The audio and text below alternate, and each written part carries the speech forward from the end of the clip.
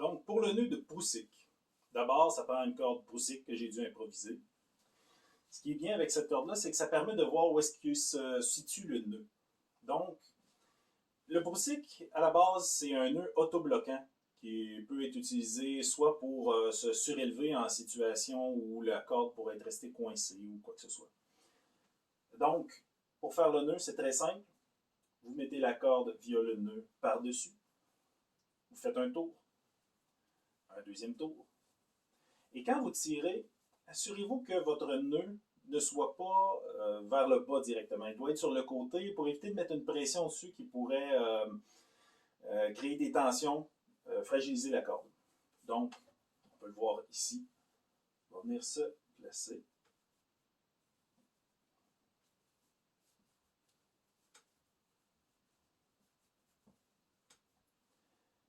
On voit ces deux cordes de chaque côté. Et lui va servir à se bloquer. Donc, on peut le voir d'un côté ou comme de l'autre. Et si on le lâche, il reste détendu, donc il peut être bougé n'importe où. On peut le bouger et aller tirer. Avec, j'ai oublié mon petit mousqueton. Dans le fond, si vous êtes accroché ou vous avez besoin vous n'avez plus de bloqueur, vous pouvez toujours utiliser ça via un mousqueton et continuer de tirer via une autre corde.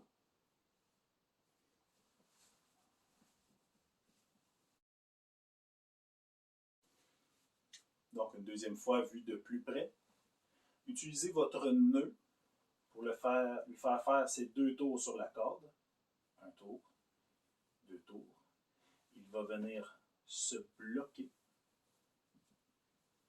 Vous le tirez de façon à ce que le nœud ne soit pas directement en bas, mais plutôt sur le côté. Il suffit de le détendre. Et on peut voir ici. Oui, exactement. C'est pas toujours facile. C'est pas un nœud qu'on utilise très souvent, mais il est très polyvalent. Donc, on peut le voir ici. Il va pouvoir tout se barrer ensemble et travailler à écraser la corde comme un bloqueur.